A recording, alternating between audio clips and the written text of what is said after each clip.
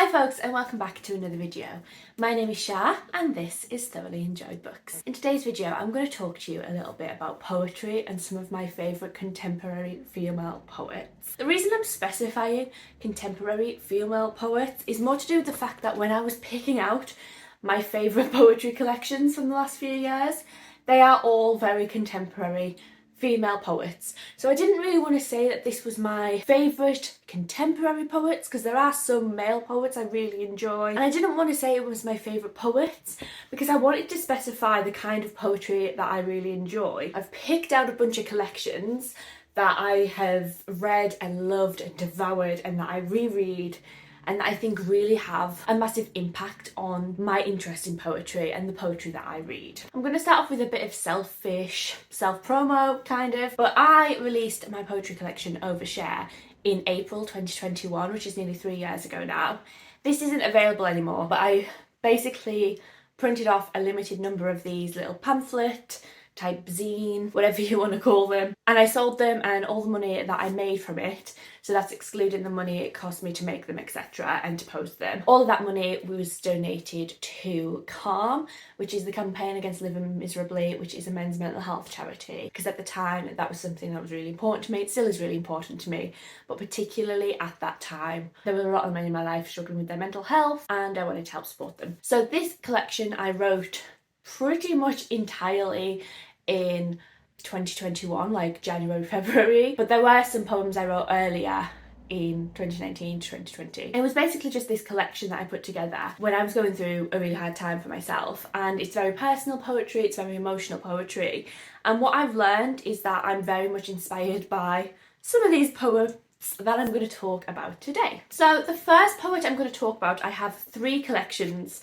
from, and that is Charly Cox. Charly Cox is probably my favourite contemporary poet. I'm gonna just eradicate that. She is my favourite poet. I think if somebody held a gun to my head and told me I had to pick my favourite poet, I think I would go with Charly Cox. She writes contemporary poems about emotions and feelings and love and boys and the treatment of women, society, social issues, all that kind of thing. My favourite thing about Charly's poetry, and I guess as Charly as a person, is she's someone who lives with bipolar disorder, and if you know anything about me, so do I. So I find it really fascinating to read Charly's poetry because I find a lot of similarities in what we write, the way we experience love, the way we experience heartbreak, the way we struggle with our emotions on a day-to-day basis. Those are all things that in Charly's work I really appreciate and really resonate with, and I do find that the way we write is very similar. I've seen Charly talk about how she writes her poetry, and she talks about how she will just get an idea and she will sit and write it and she rarely edits it, and that's kind of how I tend to write mine. I am trying to be a bit more mindful with the poems that I write. I would say a lot of things I've written recently have been a bit more conceptual and take a bit longer to write and put together, but in general it's something I use to cope with my bipolar disorder, with my moods, the way that they fluctuate. If I've gone through a big life event, it's big to me, it might not be big to other people, but if I've gone through something that makes me feel a lot, the way I cope with it is by writing it. And Charly is somebody who makes me feel like I'm not alone in that, and that what I have to say is valid. So this is her latest collection, which is Nobody Asked For It, which is actually 3 collections in one. So her latest collection, Nobody Asked For This, is also tied up with Validate Me and She Must Be Mad, which are her first 2 collections. I think She Must Be Mad was her debut, which is a lot more to do with her mental health and coming to terms with her diagnosis, her mental illness, and how that impacted pretty much everything in her life. Validate Me is again about love, but is more about a codependency, and I think it's just really interesting actually. So Charly is somebody that I highly recommend if you enjoy emotional poetry, if you enjoy modern poetry, if you enjoy talks about feelings. These are really, really good ones to start with. Like I said, they're my favourites. The next part I'm going to talk about may have inspired me even more than Charly at the time actually, and that is Sophia Ther, and I have 2 collections here to talk about. These are very different collections actually, and I think that is something I really admire about Sophia Ther. So her first collection is Somebody Give This Heart a Pen, is very much in the same vein as Charly Cox's poetry. It's very personal, it's very much about love and romance and heartbreak and all those kind of things. The feelings of young women. She's a performance poet, so they are written to be read aloud, as is most poetry, to be fair. I always say that my poetry is a lot better if I do it at a spoken word night than written on the page. You can really feel that when you read these poems. There is so much rhythm, there are so many different parts of it that just feel like they're meant to be listened to, like almost somebody begging to be heard, which is beautiful. And I really enjoyed this collection, which was recommended to me actually by Charlotte from Coiny Reads. I think Charlotte might have recommended me Charly Cox as well. I know that Shannon sent me one of those books. Anyway, a lot of my poetry recommendations also come from Charlotte from Coiny Reads, so I'll leave her channel down below. And then her second collection, which is Wearing My Mother's Heart, is similar in the way it's written and it has similar feelings evoked in it, but it is much more focused on Sophia Ther's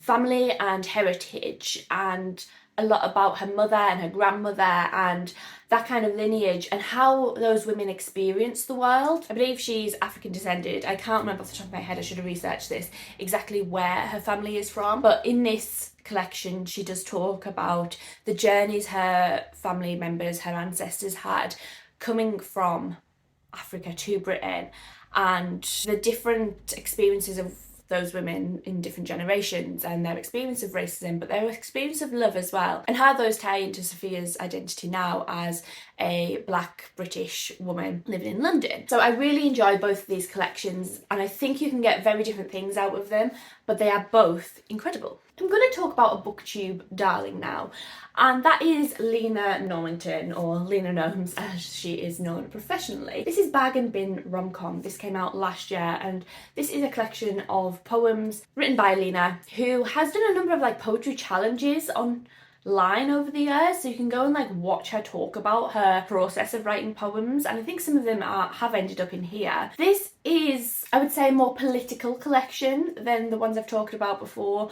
They are more socialist driven, they more talk about the issues of what it's like to live in London and move out of the cities, particularly during lockdown, COVID, all that kind of thing. But it also talks about money and wealth and billionaires and looks at history in a way that I hadn't really thought of before. Obviously, with it being Lena, there's a lot of environmentalism as a focus in this. She talks a lot about fast fashion in this collection and on her channel as well, so go and check that out. And all of those things just weave together to make this beautiful collection. Lena illustrated this book herself, so this cover she drew, and then there's some illustrations throughout the book that she drew as well. I think she has a couple of these poems filmed and like recorded and performed on her channel, so I'll have a look if I can find any of those.